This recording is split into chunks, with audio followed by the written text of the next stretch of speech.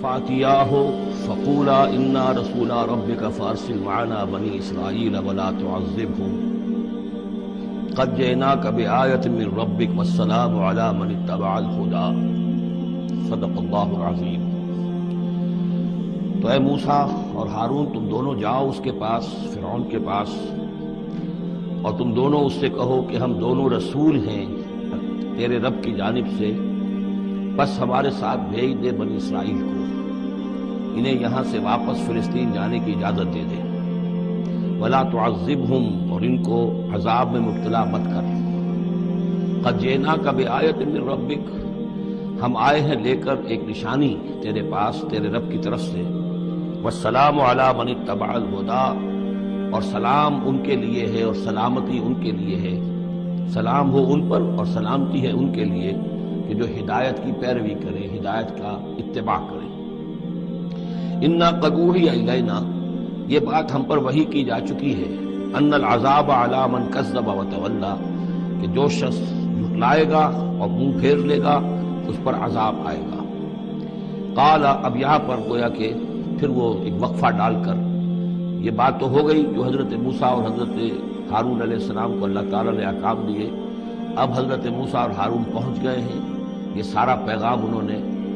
فرعون کی یہ دربار میں پیش ہو کر اللہ تعالیٰ کا یہ پیغام پہنچا دیا ہے۔ اب اس کا جواب جو ہے فرعون کا وہ کیا ہے؟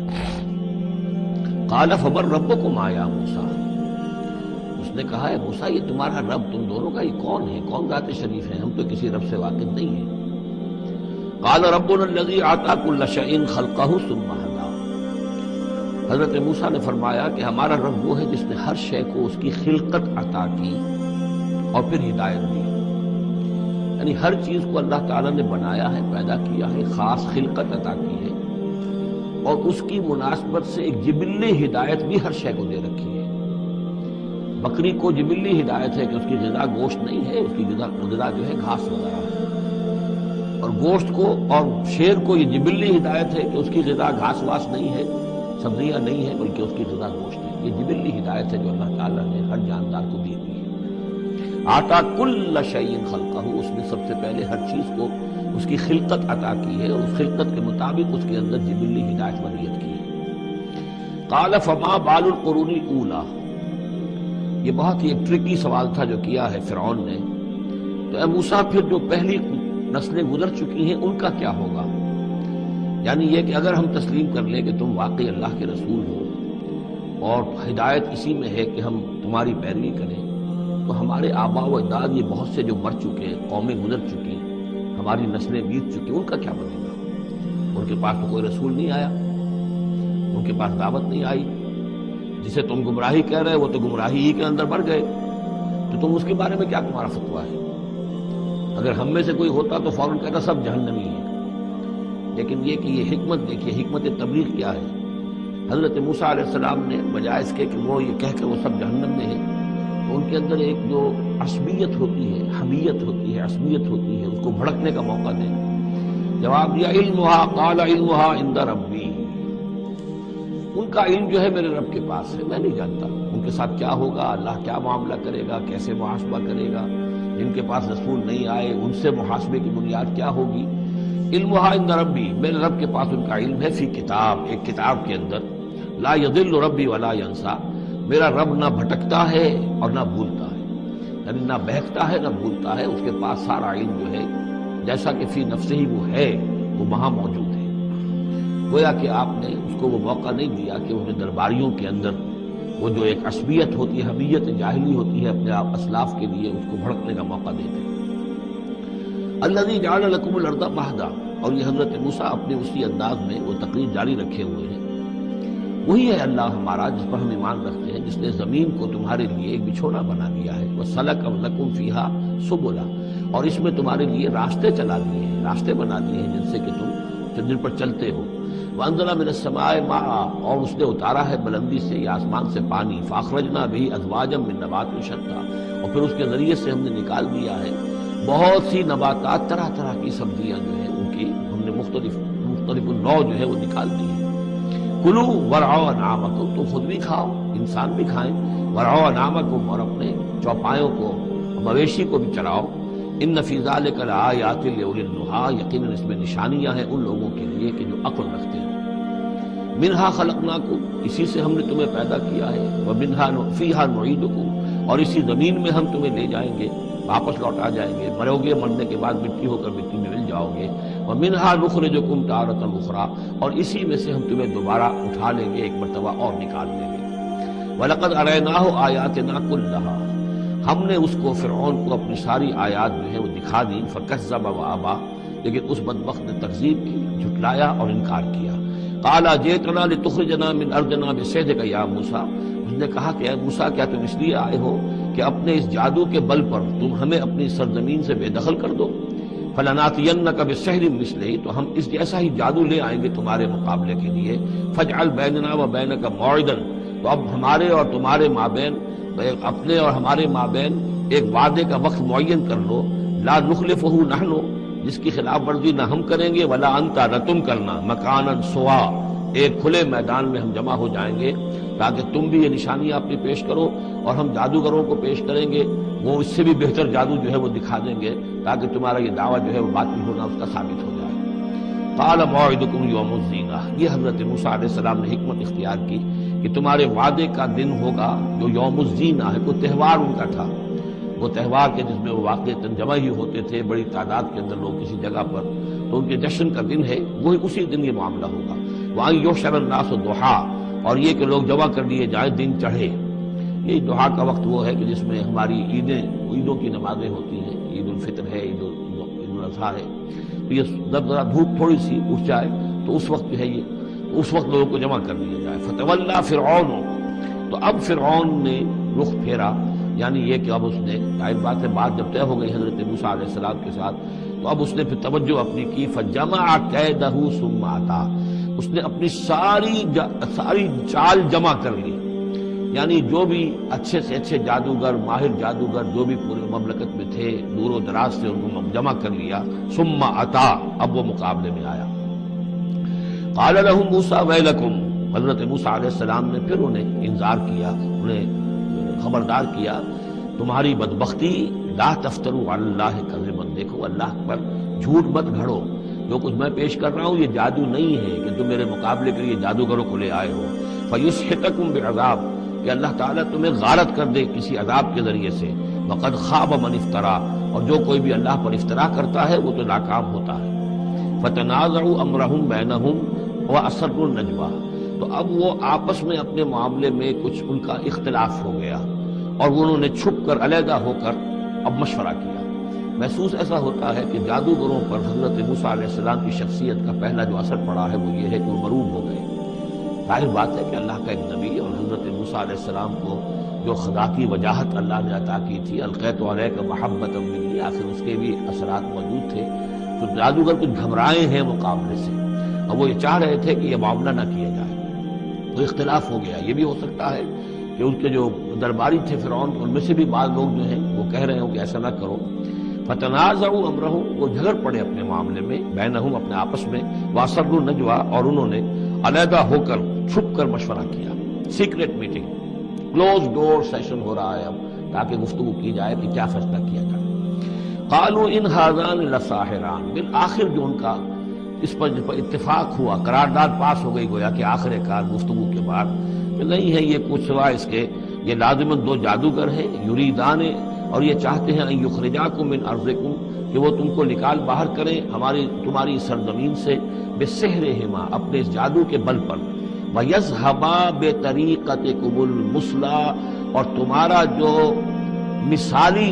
جو ثقافت ہے تمہاری، جو تمہاری تہذیب اور تمدن ہے مثالی، اس کو برباد کر کے رکھ دیں۔ یہ ذرا نوٹ کیجئے کہ جس طریقے سے آج پوری دنیا میں شور ہے